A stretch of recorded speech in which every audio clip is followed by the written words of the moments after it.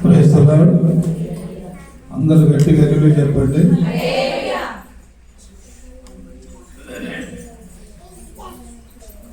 మన ప్రభువైన యేసుక్రీస్తు నామమున ఈ చివరి మాస పునరుద్ధాన కూడికకు కూడి వచ్చిన మీ అందరికీ ప్రభునామన వందనాలు. ఒకసారి మనము దేవుని మందిరములోనికి ప్రవేశించిన తర్వాత అటు తిరగడం కానీ, మాట్లాడటం కానీ, కొద్దిసేపు ఉండి మరల వెళ్ళిపోవడం కానీ ఇట్లాంటివి మాత్రం చేయొద్దు. నీకు రాకుండా ఇష్టం లేకుండా ఇంట్లో ఉండి పర్వాలేదు, కానీ ఇది ఆడుకునేటటువంటి స్థలం కాదు. నువ్వు ఎప్పుడంటే అప్పుడు వచ్చి పోయేటటువంటి ఆ క్రమము మంచిది కాదు. నువ్వు వచ్చింది దేని కొరకు వచ్చావు కాబట్టి కొద్దిగా చాలా జాగ్రత్తగా ఇది దేవుని సన్నిధిని భయము భక్తి కలిగి ఉంటే అది మీ కొరకు దీవెనకరంగా ఉంటుందని చెప్పి మీతో మనం చేస్తూ ఉన్నాను. ఈ సమయం ముందు దేవుని పరిశుద్ధ గ్రంథముల నుండి ఒక శ్రేష్టమైనటువంటి మాటను చదువుకొని మనం ముందుకు వెళ్దాం. ఏప్రిల్కి రాసినటువంటి పత్రిక 11వ అధ్యాయం 24 నుండి 26 వచనాల వరకు చదువుకుందాం. మోషే పెద్దవాడైనప్పుడు విశ్వాసమును బట్టి ఐగుప్తు ధనము కంటే క్రీస్తు విషయమైన అత్యంత గొప్ప భాగ్యమును ఎంచుకొని అల్పకాలము పాపభోగము అనుభవించుట కంటే దేవుని ప్రజలతో శ్రమ అనుభవించుట మేలని యోచించి పరమ కుమార్తె యొక్క కుమారులను అనిపించుకున్నటకు ఒప్పుకోలేదు. చిన్న ప్రార్థన చేసుకుందాం. ప్రేమ స్వరూపమైన మా తండ్రి, కృపగల దేవానికి వందనములు, స్తుతులు నాయన. స్తోత్రములు స్తోత్రములు స్తోత్రములు. పరిశుద్ధాత్మడ సత్య స్వరూపి ఆదరణకర్త జీవాధిపతి నీకు స్తోత్రము. నేను సమీపిస్తుండగా నీ సన్నిధిలో సాగిలపడుచుంటుండగా రాజా, పరలోకం నుండి నాతో మాతో మీరు మాట్లాడండి. నీ మాటల చేత బలపరచండి తండ్రి. నీకు స్తోత్రము నాయన. బలహీనతలన్నీ కూడా తొలగించి బలపరిచి నీ నామములకు మీరు మహిమ తెచ్చుకోమని యేసు నామములో ప్రార్థిస్తున్నాము తండ్రి. చెప్పండి గట్టిగా హల్లెలూయా, హల్లెలూయా. మన ప్రభు అయిన యేసుక్రీస్తు నామములో చదవబడినటువంటి వాక్య భాగాన్ని మనం గమనించినట్లయితే మోషే యొక్క జీవితము చాలా ఉన్నతమైనటువంటి జీవితం. మోషే పట్ల దేవుడు ఉన్నతమైనటువంటి ప్రణాళిక కలిగిన వాడై ఉన్నాడు. కనుక అతడు బాల్య దినములు అందే చంపబడవలసినటువంటి వాడు మోషే. ఆ బాల్య దినములు అందు తప్పించబడ్డాడు, జమ్ము పెట్టెలో పెట్టబడ్డాడు, నైలు నదిలో వేయబడ్డాడు.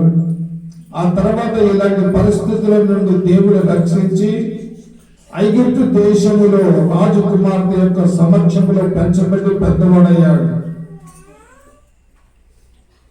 ఆ పెద్దవాడైన తర్వాత తాను తెలుసుకున్నటువంటి విషయాన్ని ఆయన జ్ఞాపకం చేసుకొని చెప్తున్నటువంటి మాట ఏంటంటే, ఐగుప్తు ధనము కంటే క్రీస్తు విషయమై నింద గొప్ప భాగ్యమని ఎంచుకొని అల్పకాలము పాపభోగము అనుభవించడం కంటే దేవుని ప్రజలతో శ్రమ అనుభవించడం మేలుని యోచించి పరమ కుమార్తె యొక్క కుమారుడు అనిపించుకున్నటకు ఒప్పుకోలేదు. మోషే జీవితాన్ని మనము గమనించినట్లయితే 3 భాగాలు. ఎన్ని భాగాలు చెప్పండి? 3 భాగాలు. మొదటి భాగము 40 సంవత్సరాలు ఐగుప్తులో ఉన్నాడు. రెండో భాగము తన మామ అయినటువంటి ఇత్రో వద్ద మందను మేపుతూ జీవిస్తూ వచ్చాడు 40 సంవత్సరములు. 40 సంవత్సరాలు ఇశ్రాయేలు జనాంగానికి ఆయన నాయకుడుగా ఉన్నట్లుగా మనము దేవుని యొక్క లేఖనాల ద్వారా తెలియపరచబడింది. నా ప్రియమైనటువంటి ప్రియ దేవుని సంగమా, మోషే జీవించినటువంటి జీవిత కాలం అంతా కూడా 120 సంవత్సరాలు. ఈ 120 సంవత్సరాలలో ఆయన కొన్నిటి తునీకరించాడు, కొన్నిటిని అంగీకరించాడు. ఆయన ఏమి తునీకరించాడు, ఏమిటిని అంగీకరించాడో కొన్ని మాటలు జ్ఞాపకం చేసుకున్నట్లయితే, మొట్టమొదటిది ఐగుప్తు ధనమును ఆయన ఏం చేశాడంటే తునీకరించాడు. ఐగుప్తు యొక్క ఘనమును ఆయన తునీకరించాడు. ఐగుప్తు యొక్క అధికారమును తునీకరించాడు. ఐగుప్తు యొక్క పాపభోగములను ఆయన తునీకరించాడు. ఐగుప్తు యొక్క సుఖాన్ని ఆయన తునీకరించాడు. ఎన్ని ఎన్ని ఎన్ని చెప్పాను? 5 తునీకరించాడు, 5 అంగీకరించాడు. ఏమిటి అంగీకరించాడు? క్రీస్తు విషయమైన నింద, క్రీస్తు నిమిత్తము నింద నేను భరించటకు సిద్ధంగా ఉన్నానన్న వాటిని అంగీకరించాడు. దేవుని ప్రజలతో శ్రమ పడటానికి ఆయన ఇష్టపడ్డాడు. అవమానములు భరించడానికి సిద్ధంగా ఉన్నాడు. హింసలు బాధలు ఆయన అంగీకరించడానికి వీటన్నిటి కూడా ఏం చేశాడు? తునీకరించలేదు, వీటిని స్వీకరించాడు. దేవునికి స్తోత్రం చెప్పండి, చెప్పండి గట్టిగా హల్లెలూయా. ఈ మోషే జీవితంలో మొట్టమొదటిగా దేనిని తునీకరించాడు చెప్పండి? ఐగుప్తు ధనమును. ఇప్పుడు చెప్పండి, క్రీస్తు ఐగుప్తు ధనము కంటే క్రీస్తు విషయమైన నింద మేలని చెప్పి యోచించాడు. ఇప్పుడు ధనము మంచిదా మంచిది కాదా? చెప్పండి, ధనం మంచిదా? నోటు చెప్పండి, ధనము మంచిదా కాదా? ఏంటయ్యా పాస్టర్ గారు, ధనం లేకుండా మనిషి ఎలా బ్రతుకుతాడు? అవసరాలు ఎలా తీర్చబడతాయి? పెళ్లిళ్ళు ఎలా జరుగుతాయి? ఇల్లు ఎలా కట్టుకుంటాము? ఏమి చేయాలన్న ధనము? నోటు చెప్పండి, ధనము లేకుండా ఎలా బ్రతుకుతామయ్యా? కాబట్టి ధనము కూడా నేను అడిగిందని కరెక్ట్ సమాధానం చెప్పాలి. ధనము మంచిదా కాదా? మరి ధనము గురించి బైబిల్ ఏం చెప్తుంది? ఒక్క మాట మనం చూద్దాం. మొదటి తిమోతేయులకు రాసిన పత్రిక 6వ అధ్యాయము 10వ వచనాన్ని మనం చదువుదాం.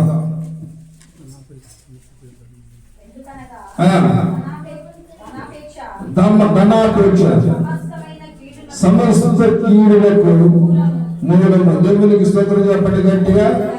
ఇప్పుడు ధనం మంచిదా కాదా?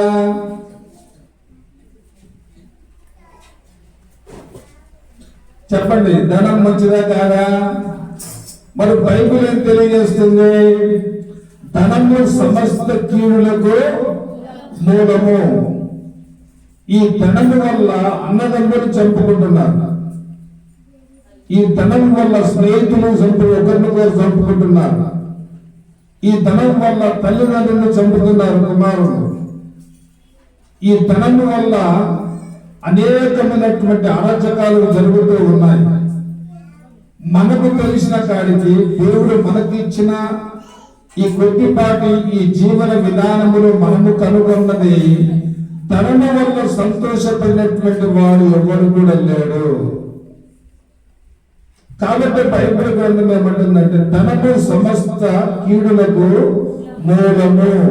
ఒక మనిషిని హత్య చేయండి అని చెప్పి కొంత ధనం ఇస్తాడు. ఏం చేస్తున్నాడు? మనిషిని హత్య చేసేస్తున్నారు, చంపేస్తూ ఉన్నారు. ఈ మనిషిని కీడు చేయమంటే కీడు చేస్తూ ఉన్నారు.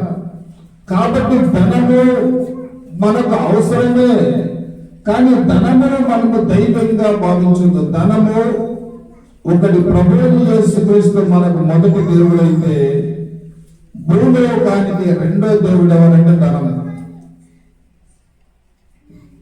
అది లేకపోతే చెప్పండి అమ్మా, అది లేకపోతే మనము జీవించలేము. కాబట్టి ధనము ఒక ఉపయోగకరమైనటువంటి సాధనముగా దానిని మనం వాడుకోవాలి తప్ప దానిని దైవముగా మనం ఎప్పుడు కూడా భావించరాదు. దేవునికి స్తోత్రం చెప్పండి. ఒకవేళ ధనమును నువ్వు ప్రేమిస్తే నీ జీవితంలో నా జీవితంలో ఏమి సంభవిస్తుందని మనం చూస్తే మత్తయి సువార్త 16వ అధ్యాయము 26వ వాక్యాన్ని చదువుదాం. ఒక మనుషుడు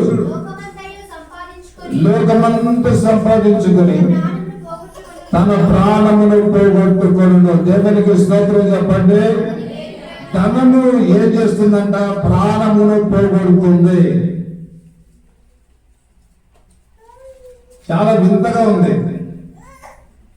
మనిషి ఆశకు, మానవుడు జీవించే జీవిత విధానానికి, మనిషి యొక్క అవసరతకు దేవుడు చెప్తున్నటువంటి మాటలకు చాలా వ్యత్యాసముగా మనకు కనబడతాం. ధనమును సంపాదించుకుంటే ధనము ఏం చేస్తుందంటే మనిషి ప్రాణాన్ని పోగొడుతుంది. అదే చూడండి, మత్తయి సువార్త 19వ అధ్యాయం 24వ వచనం. ఇదిగాక ధనవంతుడు చూడు పరలోక రాజ్యములో ప్రవేశించుట కంటే ఒంట దూరుట సులభము. దేవునికి స్తోత్రం చెప్పండి గట్టిగా. ధనవంతుడు సూది బెజ్జంలో ఒంట దూరుట కంటే ధనవంతుడు పరలోక రాజ్యములో చేర్చబడటము దుర్గము, అసంభవము. పరలోక రాజ్యము వారికి లేదు. పరలోక రాజ్యములో వాడు ప్రవేశించలేడు. కాబట్టి ధనము ప్రతి ఒక్కరికి అవసరమే. కాబట్టి దానిని ఒక పనిముట్టుగా, ఒక పని సాధనముగా దానిని మనము వాడుకోవాలి తప్ప దానికి మనము సాగిలపడి నమస్కరించే, దానికి దాసోగమై ధనమనేటటువంటి ధనదాహముతో మనం ఎప్పుడు కూడా ముందుకు వెళ్ళకూడదని దేవుని యొక్క వాక్యం మనకు తెలియజేస్తుంది. మొదటిది, ధనము సమస్త కీడులకు మూలము. రెండవదిగా ధనము ప్రాణమును పోగొట్టును. మూడవదిగా మనం జ్ఞాపకం చేసుకుంటే లూకా సువార్త 18వ అధ్యాయము 25వ వచనం. ధనవంతుడు దేవుని రాజ్యంలో ప్రవేశించుట కంటే చూడు సూది బెజ్జం ఎంత ఉంటుందమ్మా? ఒక చార్మినార్ గేట్ ఎంత ఉంటుందా? ఎంత ఉంటుంది? ఒంటె ఎంత ఉంటుంది? చాలా చిన్నగా ఉంటుందా ఒంటె? ఏమంటున్నాడు? ఎంత సులువు లోతైనటువంటి విషయం చెప్తున్నాడు ఆయన. ఆ ఎరుకైనటువంటి ద్వారములో ఒంటె లాంటి ఆత్మీయులు ఆ యొక్క ద్వారము గుండా వెళ్ళిపోతారు, కానీ ఎవరు వెళ్ళలేరు. పరలోక రాజ్యములకు వారు చేర్చబడలేరు. చాలా జాగ్రత్తగా గమనించండి. కాబట్టి ఐగుప్తు ధనము ఆయన విసర్జించాడు, తృణీకరించాడు. ఐగుప్తు ధనము నాకొద్దు, అవి ఉంటే అది ధనం మంచిది కాదు. ఆ ధనము సమస్త కీడులకు మూలము. ఆ ధనము ప్రాణాన్ని పోగొడుతుంది. ఆ ధనము పరలోక రాజ్యానికి నన్ను తీసుకొని వెళ్ళదు. నాలుగో విషయంగా మనము గమనిస్తే ధనము పెంటతో సమానమైనది అన్నాడు. ఎందుకు సమానమైందంట? ఈ రోజు నీ దగ్గర ఉంటుంది, రేపు ఇంకొకరి దగ్గరకు వెళ్తుంది. స్థిరంగా ధనము ఎవరి వద్ద ఉండదు. నా అనుభవాన్ని బట్టి, నా వయసును బట్టి నేను ఎంతో మంది ధనవంతులు చూశారు. ఈ రోజున వాళ్ళు కట్టుకోవడానికి వస్త్రాలు లేవు, కొంతమందికి తినడానికి తిండి లేదు. రకరకాలుగా వారు గర్వపడి గర్వము ద్వారా సమస్తాన్ని కోల్పోయి ఈ రోజున వీధులు ఎప్పటి అడుక్కొని తినవలసినటువంటి పరిస్థితి వచ్చేది.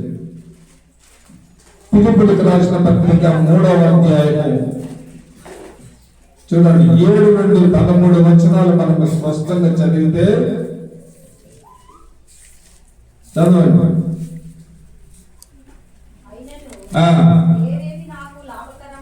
ఏవేవి నాకు లాభకరమైనవో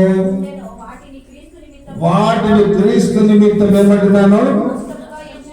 ఎలా ఎంచుకున్నాడంట? నష్టముగా ఎంచుకుంటేనే. చదువుమా.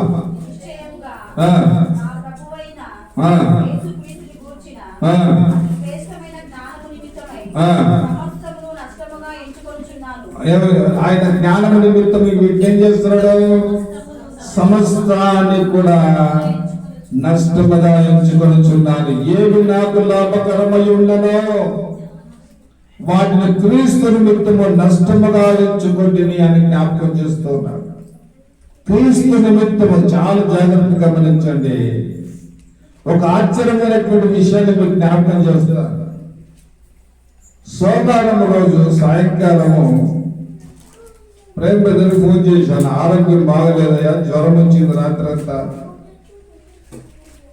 ఎందుకు తెలియలేదు, ఒళ్ళంతా చాలా ఇదిగా ఉంది, చాలా డల్గా ఉంది, హాస్పిటల్కి వెళ్ళాలని చెప్పేసి మాట్లాడి ఆ తర్వాత ఫోన్ కట్ చేశాడు. కట్ చేసిన మరుక్షణమే ఒక స్వరం వినబడుతుంది నాకు, నీవు ఎవరిపై ఆధారపడుతున్నావు అని ఒక స్వరం వినబడిన వెంటనే నాకు తెలియకుండా నేనే ఏడ్చుకున్నాను. వెనువెంటనే శరీరం అంతా కూడా సలబడిపోయింది. ఎవరు లేరు నా దగ్గర. నేను బయట ఒంటరిగా కూర్చొని చేరి మీద కూర్చొని భారం కలిగి నేను మాట్లాడుతూ ఉండేటటువంటి సమయంలో ఎక్కడి నుండి ఒక స్వరం వినబడుతుంది నాకు, నువ్వు ఎవరిపై ఆధారపడ్డావు? అప్పుడు క్షమించి ప్రభు అని చెప్పి నేను ప్రాధేయపడి ప్రభువుని అడిగిన వెంటనే చల్లగా సలజనులు వస్తే ఆ నుంచి లేచి వెళ్ళిపోయి తిరిగి ఏం చేశాను, చక్కగా మంచం మీదకి వెళ్ళి పడుకున్నాను. ఆ రోజు నుండి నా అనారోగ్యం అనేది, దగ్గు అనేది చాలా మటుకు నివారింపబడింది. దేవునికి స్తోత్రము కలుగును గాక. ప్రతి విషయానికి మనము ప్రభువుపై ఆధారపడి ఉంటే ప్రభు మన పట్ల ఉన్నతమైనటువంటి కార్యాలు చేస్తారు. అందుకే అపోస్తలుడు ఏవి నాకు లాభకరముగా ఉన్నాయో వాటినన్నింటినీ కూడా నేను నష్టముగా ఎంచుకుంటున్నాను. కాబట్టి మొట్టమొదట ఏమి ఎంచుకున్నాడు ఆయన? ఏమిటి తునీకరించాడంటే ధనమును తునీకరించాడు. ఆ తర్వాత మనం చూద్దాం లూకా సువార్త 6వ అధ్యాయము 22వ వచనము.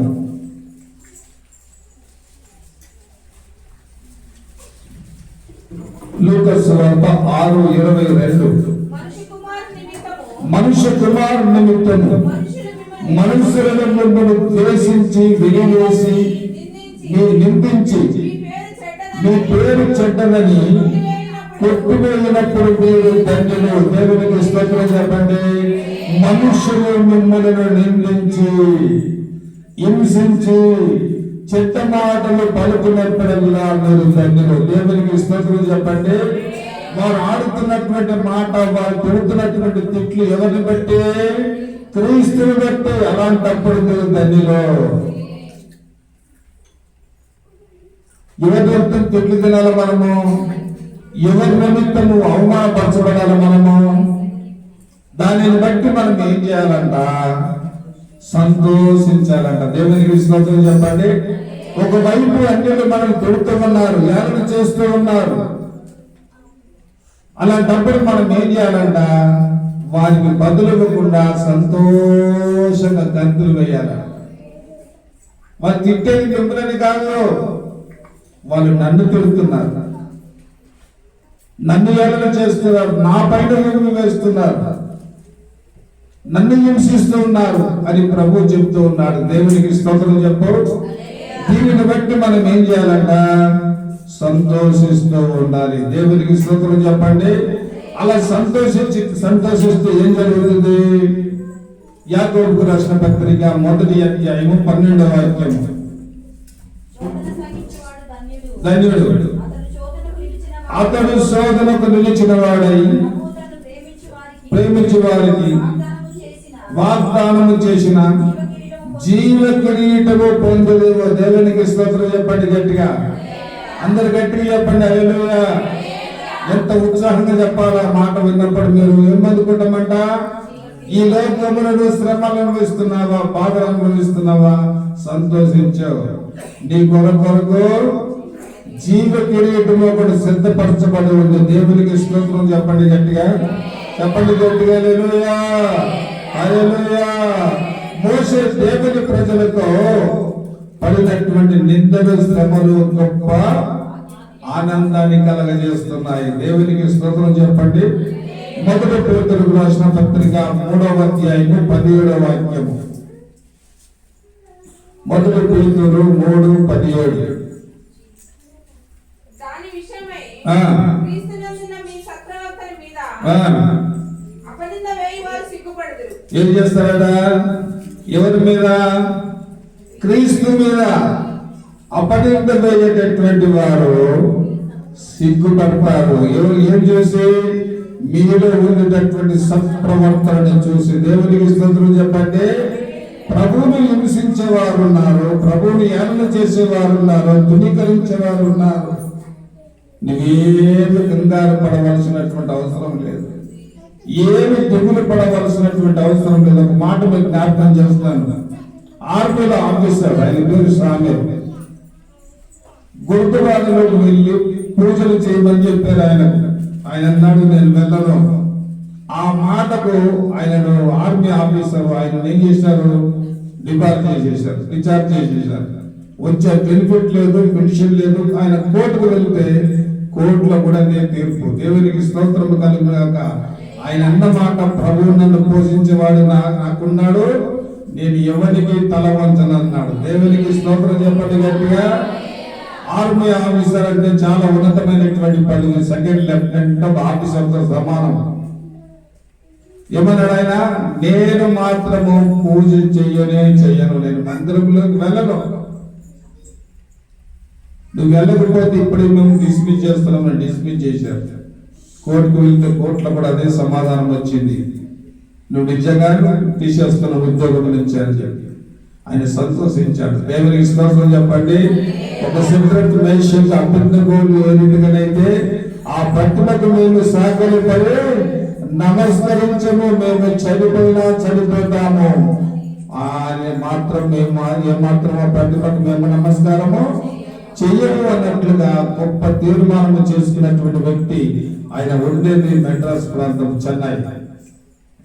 ఆయన కుటుంబాన్ని దేవుడు దీవించును గాక. దేవునికి స్తోత్రం చెప్పండి గట్టిగా, చెప్పండి గట్టిగా. హల్లెలూయా, హల్లెలూయా. ఒకటి తనమును తునీకరించాడు.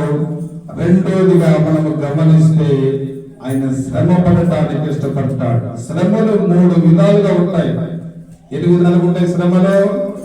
శరీరకరమైనటువంటి శ్రమలు, శరీర సంబంధమైనటువంటి శ్రమలు, మానసికమైనటువంటి శ్రమలు, ఆత్మ సంబంధమైనటువంటి శ్రమలు. దేవునికి స్తోత్రం చెప్పండి గట్టిగా. శ్రమలు ఎన్ని రకాలు చెప్పండి? ఇప్పుడు 3 రకాలు. ఒకటి శరీర సంబంధమైనటువంటి శ్రమలు, మానసికమైనటువంటి శ్రమలు, ఆత్మ సంబంధమైనటువంటి శ్రమలు. నిర్గమకాండము 14వ అధ్యాయం 11, 12 వచనాలు. మోషేకు వస్తుంది శ్రమ. చూడండి ఏనాటి శ్రమ. నిర్గమకాండము 14వ అధ్యాయము 11, 12 వచనాలు. అంతటా వారు మోషేతో ఐగుప్తులో సమాధులు లేవని ఈ అరణ్యములో సచ్చుటకు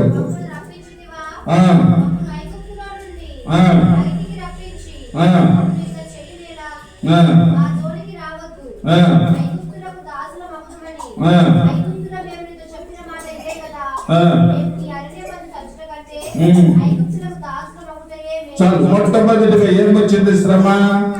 ఎర్ర సముద్రం అడ్డు వచ్చింది. దేవునికి స్తోత్రం చెప్పండి.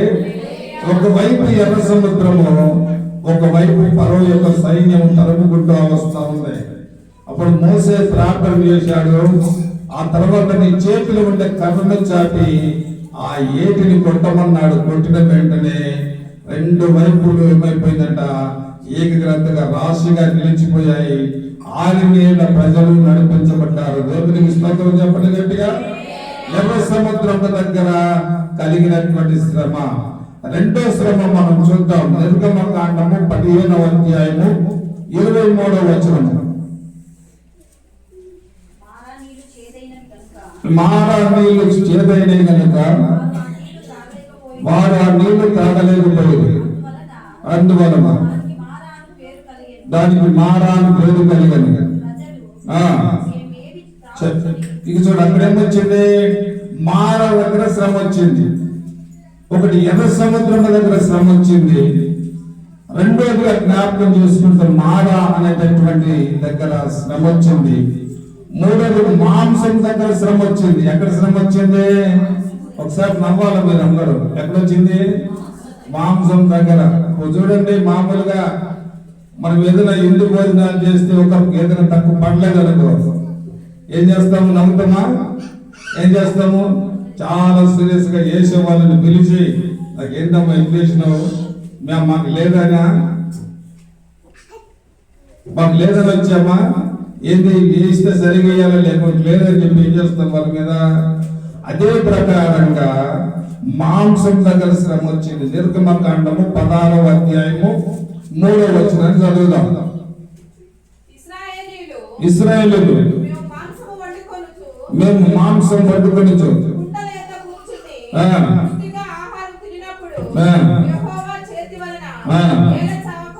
చూసారా? ఎక్కడొచ్చింది శ్రమ? మాంసం దగ్గర శ్రమ వచ్చింది. 4వదిగా మనం జ్ఞాపకం చేసుకున్నట్లయితే నీటి దగ్గర శ్రమ వచ్చింది. నిర్గమకాండము 17వ అధ్యాయము 3వ వాక్యం.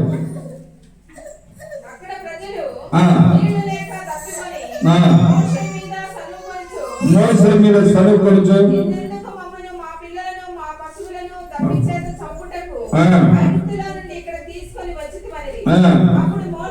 అప్పుడు మోషే యెహోవాకు మొరపెట్టుచు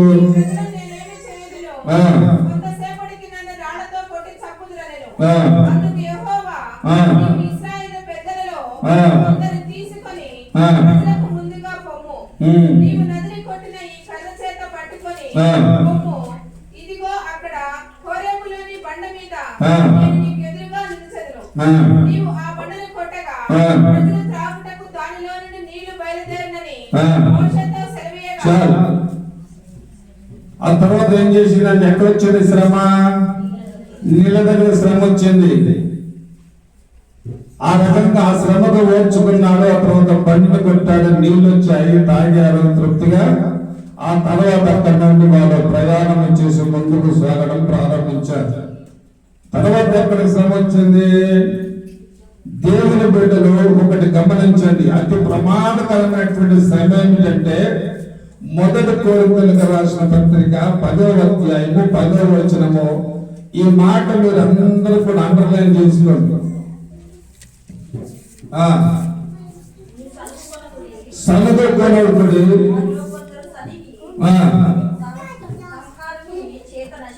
చాలు. ఏం చేశారంట? ఎప్పుడే కానీ దేవుని బిడ్డల మీద సనిగే అలవాటు మనకొద్దు. చాలా జాగ్రత్త. దేవుని సేవకులైనా దేవుని బిడ్డలైనా వారి మీద సనగడము గాని గుణగడము గాని మనం అలవాటు చేసుకుంటే దేవుడు ఒప్పుకోడు. దానికి వెనువెంటనే మనము శిక్ష అనుభవించేవారు కూడా మా అవుతాం. జాగ్రత్త. అక్కడి నుండి ఎక్కడొచ్చింది శ్రమ? ఆది నిర్గమకాండం 32వ అధ్యాయం 12వ వచనం.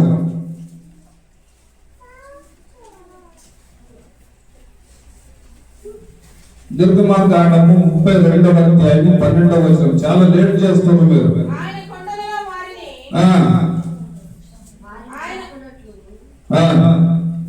ఆయన కొండలలో వారిని చంపుటకును భూమి మీద నుండి వారిని నశింపజేయకుండునట్లు చీడు కొరకే వారిని తీసుకొని పోయినని ఐగుప్తులు ఏల చెప్పుకొనవలెను. నీ కోపాగ్ని నుండి మళ్ళుకొని నీవు నీ ప్రజలను ఈ కీడు చేయక దాన్ని సంతాపపడును. నీ సేవకులైన అబ్రహాము, ఇస్సాకును, ఇశ్రాయేలును జ్ఞాపకము చేసుకొనుము. ఇక్కడ ఎక్కడ శ్రమ వచ్చిందంటే వీళ్ళకు మరలా బంగారపు దూడ దగ్గర శ్రమ వచ్చింది. ఎక్కడ వచ్చింది శ్రమ? ఎర్ర సముద్రం దగ్గర శ్రమ వచ్చింది, మార దగ్గర శ్రమ వచ్చింది, మాంసం దగ్గర శ్రమ వచ్చింది, నీటి దగ్గర శ్రమ వచ్చింది, బంగారు దూడ దగ్గర శ్రమ వచ్చింది. మోషే జీవితంలో గమనించండి, ఆయన ఏమనుభవిస్తున్నాడు, ఏమని తీర్మానం చేసుకున్నాడు? దేవుని బిడ్డలతో శ్రమ అనుభవించట నాకు మేలన్నాడు. కాబట్టి ఐగుప్తు ధనాన్ని తునీకరించాడు, త్రోసివేశాడు. శ్రమలు ప్రారంభమయ్యాయి. ఆ శ్రమలలో ఆయన పాలిభాగస్తుడుగా ఉన్నాడు. మోషే శ్రమలను సహించినందుకు పొందినటువంటి మేలుల గురించి మనం జ్ఞాపకం చేసుకుందాం ఈ సమయం అంతా. సంఖ్యాకాండము 12వ అధ్యాయము 3వ వచనం. మోసే శ్రమలను సహించినందున పొందిన మేలు. యెహోవా ఆ మాట వినను. మోసే భూమి మీద ఉన్న వారందరిలో సాత్వికుడైన పేరు పొందాడు. దేవునికి స్తోత్రం చెప్పండి. శ్రమ పొందిన తర్వాత అతని జీవితంలో అతనికి కలిగినటువంటి మేలు ఏమిటంటే దేవుడు చెప్తున్నాడు, ఇతడు సాత్వికుడు. దేవునికి స్తోత్రం చెప్పండి. ఇప్పుడు 7వ వచనం చదువుతాం. 7వ వచనం. నమ్మకమైన వాడు. దేవునికి స్తోత్రం చెప్పండి. నీ విశ్వాస జీవితంలో నువ్వు నమ్మకంగా ఉన్నావా? ఈ వారము దేవుని మందిరంలో కనబడితే మళ్ళా వస్తామో లేదా నమ్మకం లేదు.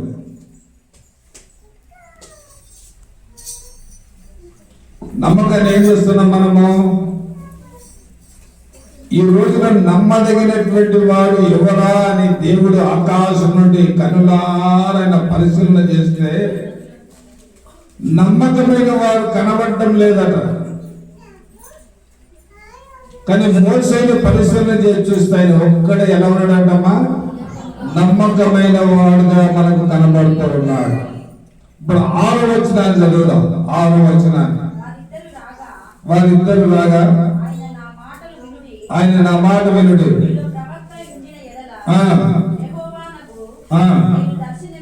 ఏం చేస్తాను? దర్శనము అతనికి ఇచ్చి అతనికి ముఖాముఖిగా మాట్లాడతాను. దేవునికి స్తోత్రం చెప్పంటే శ్రమను పొందిన తర్వాత ఆయన పొందేటటువంటి ఆశీర్వాదం ఏమిటంటే దేవునితో ముఖాముఖిగా మాట్లాడుతున్నాడు. దేవునికి స్తోత్రం చెప్పంటే ఏ మనుషుడు కూడా దేవునితో ముఖాముఖిగా మాట్లాడలేదు. మోసే ముఖాముఖిగా మాట్లాడుతున్నాడు. ఎంత గొప్ప ఆశీర్వాదం!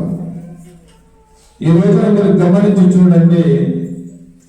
మనము ప్రభు యొక్క స్వరాన్ని గుర్తుపట్టాలంటే ఒక ఏకైక మార్గాన్ని మీకు తెలియజేస్తారు. గమనించండి. మనం ప్రార్థన చేశాం. ప్రార్థన చేసిన వెంటనే ఆమేనని మనం ఏం చేస్తామంటే కన్నుతో చూస్తాము, అక్కడిక్కడ చూస్తాము.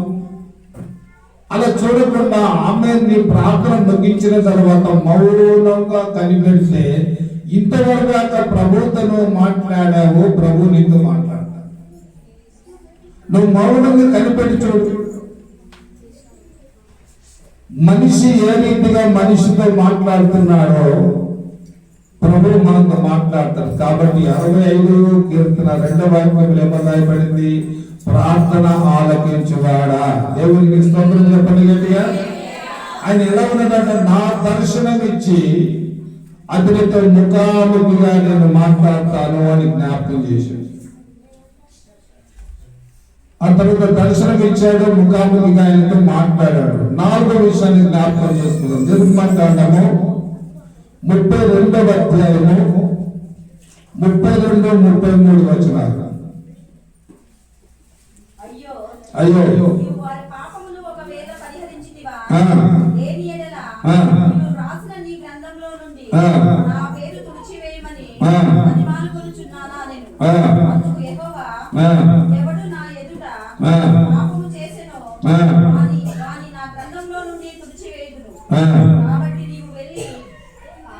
చదువు చదువుమా.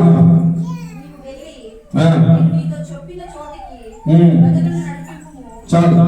ఇక్కడ చాలా జాగ్రత్తగా గమనిస్తే జీవ గ్రంథమందు మోసే పేరు ఉన్నది. దేవునికి స్తోత్రం చెప్పండి. ఆయన శ్రమ పొందిన తర్వాత దేవుడు ఏం చేశాడు? ఆయన మేలు చేశాడు, కీడు చేశాడా? శ్రమ వెనక ఏముంది? మేలు ఉంది. కీడు వెనక మేలు దాచబడింది. ఈ రోజు నేను శ్రమ పడుతుండొచ్చు. ఈ రోజు నువ్వు శ్రమ పడుతూ ఉన్నావు. శ్రమ పడితే పడ్డావు.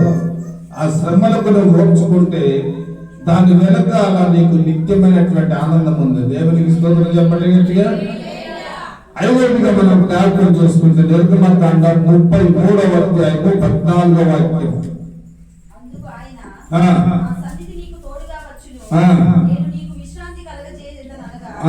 మోషే నీ సన్నిధి రాని ఎడల ఎక్కడి నుండి మమ్మల్ని తోడుకొని పోవు. చాలా మోసేని దేవుడు ఏం చేశాడంట? కరుణించాడు. అది 32:19 వచనం కాదు. ఆయన నా మంచితనమంతయు నీ ఎదుట కనపరచెదను. యెహోవాను అను నామమును నీ ఎదుట ప్రకటించెదను. నేను కరుణించు వారిని కరుణించెదను. అది నేను కరుణించే వారిని కరుణించదను. ఎవని యందు కనికరపడెదనో వాని యందు కనికరపడెదను. అది మోసేని దేవుడు ఏం చేశాడు? కనికరపడ్డాడు, కనికరించాడు. దేవునికి స్తోత్రం చెప్పండి. ఇప్పుడు చెప్పండి, ఏం దేవుళ్ళు పొందాడు ఆయన? ఒకటి మొట్టమొదటి సాత్వికుడని బిరుదు పొందాడు. నమ్మకమైన వాడు, ముఖాముఖితో దేవునితో మాట్లాడాడు. జీవగ్రంథమంత పేరు రాయబడింది. ఆ తర్వాత మోసే ఏం చేశాడు? మోసేని దేవుడు కనికరించాడు. దేవునికి స్తోత్రం చెప్పండి. కాబట్టి దేవుని బిడ్డలమైనటువంటి మనము లోకములో తునీకరించిన వాటిని మనము తునీకరించాలా? హృదయంలో చేర్చుకున్న వాటిని మనము చేర్చుకుని మన విశ్వాస జీవితంలో మనం ముందుకు సాగాలంటే కృప దేవుడు మనకు అనుగ్రహించును గాక. కళ్ళు ఉంచి కళ్ళు మూసుకొని ప్రార్థన చేద్దాం. అందరూ కూడా